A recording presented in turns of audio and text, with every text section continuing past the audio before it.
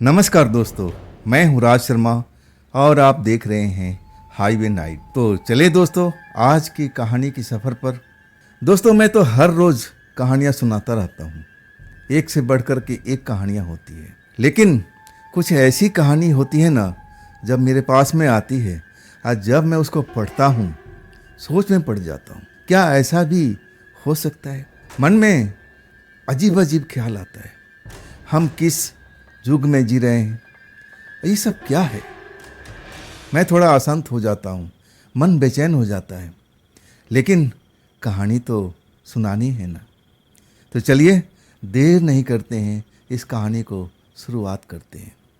लेकिन दोस्तों, आप लोगों से बस एक छोटा सा ही अपील है कि मेरे वीडियो को देखने के बाद आपको कहानी अच्छी लगती है तो मेरे चैनल को ज़रूर सब्सक्राइब कीजिएगा।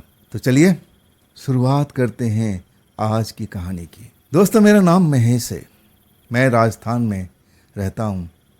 और ये जो घटना मेरे साथ में घटी थी ना, साल था 1997, जब मेरे पिता का रेडीमेड का दुकान था। हाँ, मैं भी उनका दुकान में अब एक तरह से काम ही करता था, जैसे मेरे पिता करते थे।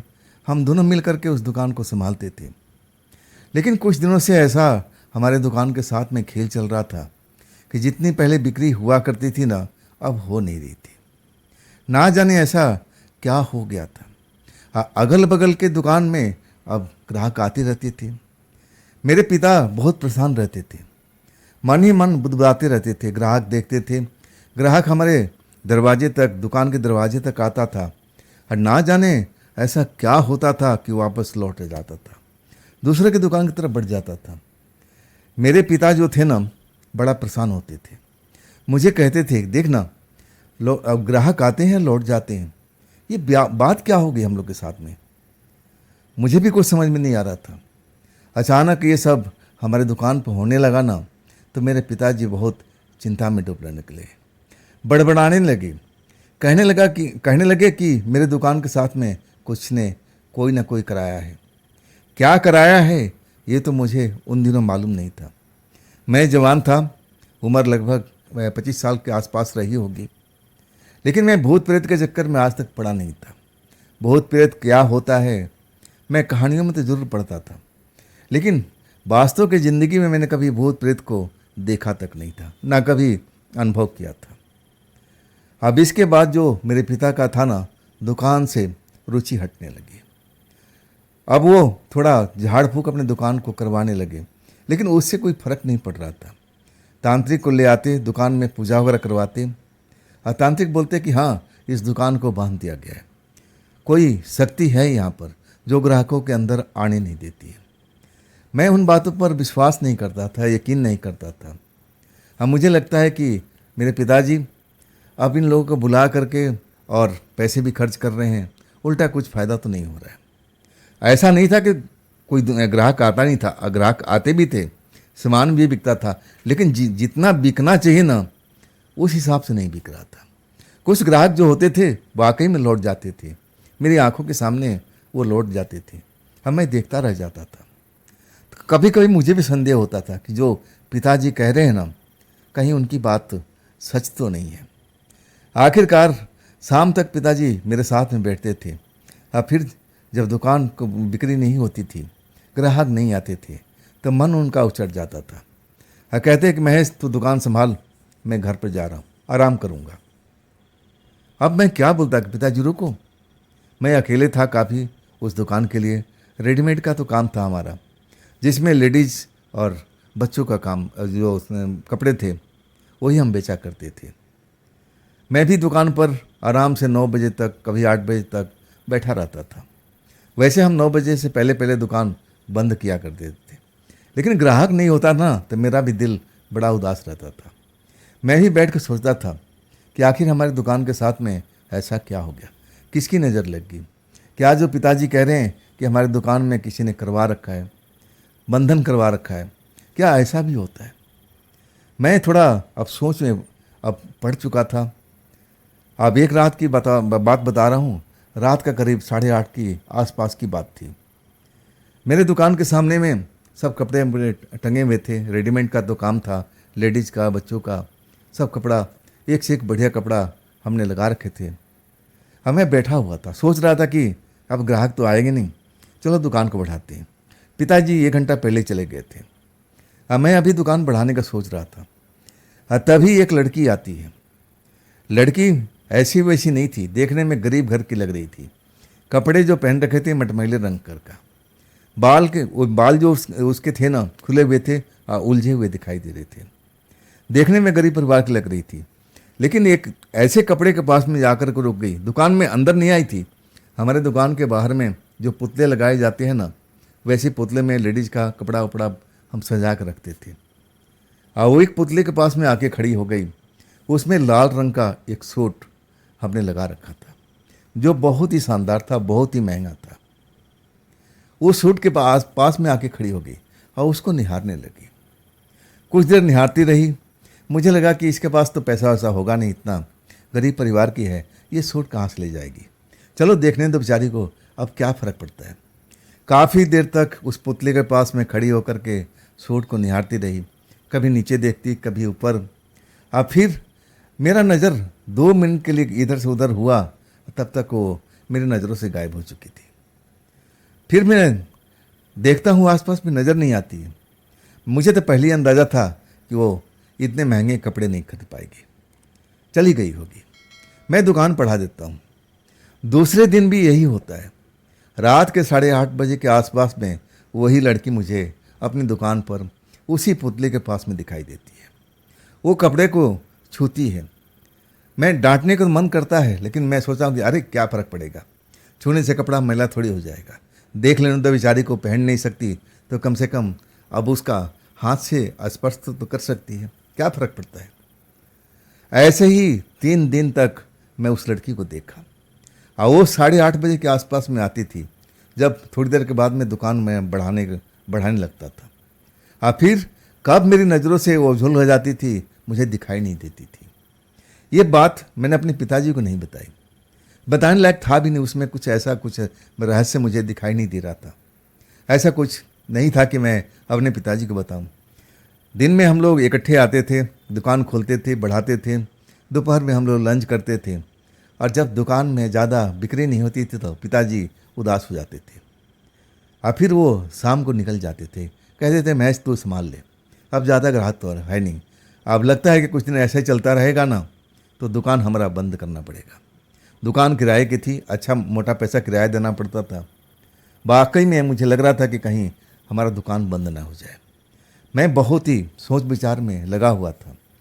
और उस रात भी पिताजी जाने के बाद शाम को जब 7 बजे निकल गए ना, तो मैं भी सोच रहा था कि ये शायद अब दुकान मेरी अब चलेगी नहीं। अब ग्राहक नहीं आ रहे हैं तो बिक्री नहीं हो रही तो मुनाफा कहाँ से होगा। सारे दिन में इक्का दुक्का ग्राहक आते थे, और जबकि हम रेट बिल्कुल अब सही रखते थे, फिक्स रेट था हमारा। हम ऐसा कुछ बढ़ा चढ़ा करके भाव को नहीं रखते थे। अब वही 8:30 का टाइम होता है। हम वही लड़की मुझे फिर पुतले के पास में दिखाई देती थी। ना जाने वो पुतले के पास में उसी कपड़े के पास में आके क्यों खड़ी होती थी। उसको टच करती थी, फिर ऊपर देखती थी, नीचे देखती थी, जैसे वो कपड़ा उसको पसंद आ गया है। मुझसे वो उस रात में रहा नहीं गया। मैं उस लड़की को बुलाता हूँ कि लड़की ज़रा इधर आ जाओ। जब अब मैं आवाज़ देता हूँ तो लड़की मेरी तरफ देखती है, डर जाती है। मैंने कहा कि डरने की ज़रूरत नहीं है, अंदर आ जाओ, अंदर आ जाओ। वो सहमते हुए अंदर आई, जैसे अभी डर में हो, ऐसे दिखाई दे रहा था, डरी हुई, सहमी सी। मैं उसको बुलाता हूँ, आपको कपड़ा लेना है क्या? मैं कई दिनों से देख रहा हूँ कि रात को आप नज़र आती हो 8 साढ़े 8 बजे के आसपास में, और फिर ना जाने कहीं चली जाती हो। कपड़ा आपको पसंद है? सर हिलाने लगे। मैंने उसका रेट बताया कि देखो इतने का रेट है, लेकिन मैं तुम्हारे लिए, अगर तुम्हें कपड़ा पसंद है ना, तो मैं तुम्हारे लिए कुछ छूट दे दूंगा। कितना पैसा था मैं तुम्हारे पास में? अब वो मेरी तरफ देख रही थी। पैसा तो था नहीं उसके पास में, तो पैसा कहाँ से देगी। मैं कहने लगा कि देखो ये कपड़ा महंगा है, ये आपके, अब लग रहा है कि आप इसको खरीद नहीं पाओगे। अब वाकई में वो जो ड्रेस था अब बहुत ही महंगा था। हाँ, तब वो पहली बार बोली कि ये मुझे ड्रेस पसंद है, आप मुझे ये ड्रेस दे दोगे, मैं आपको बाद में पैसा दे दूँगी। मैं कहने लगा कि एक तो दुकान हमारे घाटे में चल रही है, अब गिना चुना हमारे ग्राहक आते हैं और ऊपर से इतना महंगा ड्रेस को हम उधार में दे दें, क्या भरोसा कि तुम लौट के आओगी कि नहीं आओगी। अब ऐसा तो नहीं होता ना। मैं उस लड़की को समझाया कि देखो, मेरी तो दुकान है लेकिन दुकान के मालिक मेरे पिताजी हैं। मैं तो तुम्हें दे भी दूं विश्वास करके, लेकिन अगर वो जानेंगे ना तो मुझ पर तो नाराज़ हो जाएंगे कि तूने मेरा नुकसान करवा दिया। नहीं, मैं ये कर नहीं पाऊँगा। जब आपके पास में पैसा हो जाए ना, तब मेरे पास में आ जाना। ऐसे ड्रेस मेरे पास में एक और भी है, अगर ये बिक गया ना तो मैं उस ड्रेस को संभाल कर रखूँगा, लेकिन ज़्यादा दिन तक मैं रोक नहीं पाऊँगा। जितना जल्दी हो सके अब पैसे के इंतज़ाम करके आप आ जाना। लड़की मेरी तरफ देखती रही, जैसे कुछ बोलना चाहती थी लेकिन बोल नहीं पा रही थी। अचानक दुकान का जो लाइट था ना, झपकी मार देता है, लाइट चली जाती है।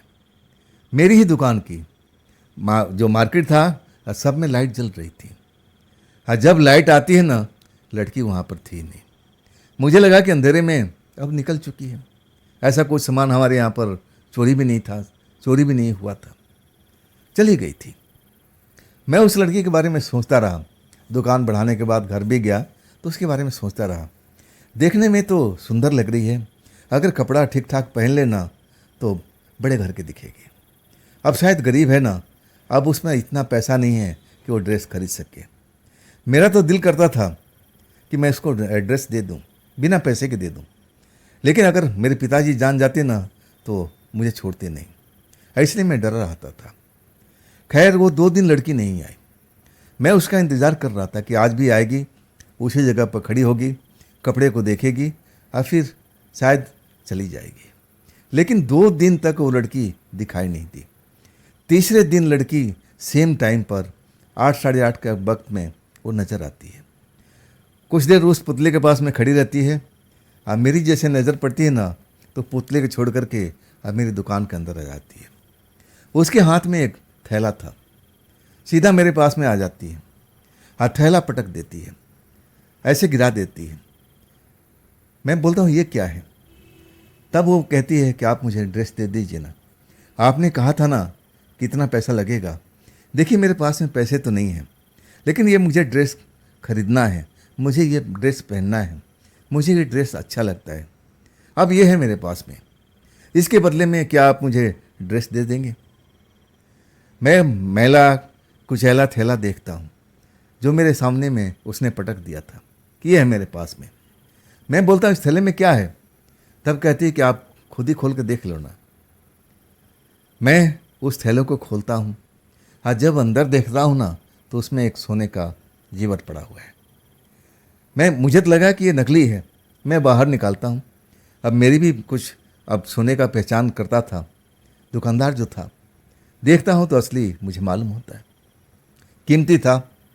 मैं कहने लगा ये तो अगर सोने का है तो ये तो बहुत महंगा है, अगर ये नकली है तब ज़्यादा इसकी वैल्यू नहीं है। कैसे मैं जान रहा था कि ये सोने का है, लेकिन थोड़ा सा डाउट था। मैं उस डाउट को क्लियर करना चाहता था। इतना बड़ा जो जेवर था काफ़ी कॉस्टली था। एक ड्रेस के बदले में ये जेवर क्या उचित था लेना? मैं कहने लगा कि देखिए अगर ये नकली है तो इसका वैल्यू कुछ भी नहीं है, अगर ये असली है तो इसकी वैल्यू ज़्यादा है। इसमें तो ना जाने कितना ड्रेस आपको आ जाएंगे। लड़की के चेहरे पर मुस्कान फैल गई, आंखों में चमक आ गई। मेरी तरफ देखी कहने लगी तो फिर देरी किस बात की? इसकी परख कर लीजिए।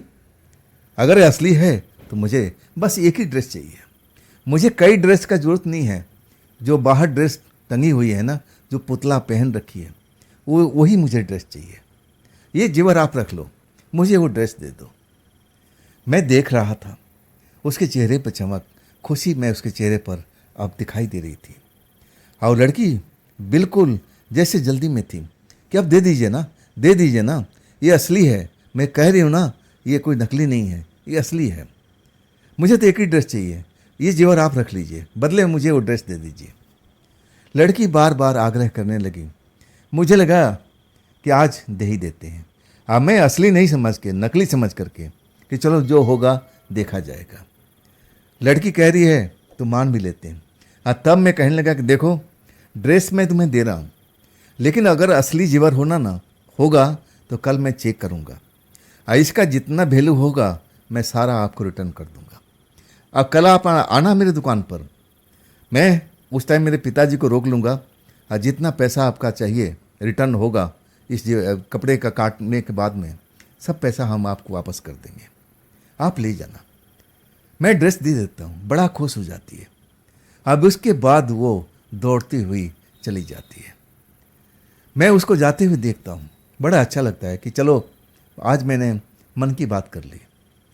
और फिर उस जेवर को देखता हूँ, वाकई में चमकता हुआ सोना दिख रहा है, लेकिन मुझे डाउट था कि कहीं आर्टिफिशियल आजकल ऐसे ही आते हैं, चमक ऐसे ही होता है, जल्दी से पहचान में नहीं आते।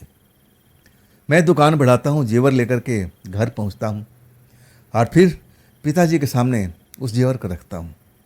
पिताजी उस वक्त भोजन कर रहे थे। कहते क्या है? मैं थैले में से निकालता हूँ और जेवर उनके सामने रख देता हूँ। कहते हैं ये तो सोना है, ये तुम्हें कहाँ से मिला? और तब मैं पूरी कहानी बताता हूँ कि पिताजी, एक लड़की आती थी कई दिनों से, जो लाल वाला ड्रेस था ना, महंगा ड्रेस, उसी को आके देखती थी। अब इसके बाद उसको लेने की इच्छा थी, लेकिन उसके पास पैसे नहीं थे। तो मैंने उसको बोला कि देखो ये महंगा ड्रेस है, अगर आपको चाहिए तो मैं रियायत कर दूंगा। वो उधार मांग रही थी, लेकिन मैंने दिया नहीं। तब वो आज आई और कहने लगी कि देखो मेरे पास में पैसे तो नहीं है, लेकिन ये जेवर है, जेवर के बदले मुझे दे दो, मुझे बस एक ही ड्रेस चाहिए, मुझे ज़्यादा नहीं चाहिए। मैंने उसको बोला है कि कल मेरे दुकान पर आना, मेरे पिताजी चेक कर लेंगे, अगर असली होगा तो जितनी इसकी वैल्यू होगी उस कपड़े के वैल्यू से अब काट करके बाकी हम आपको वापस कर देंगे। मेरे पिताजी खाना खाते हुए और जेवर को बोले, मत जरा मेरे को दिखाना।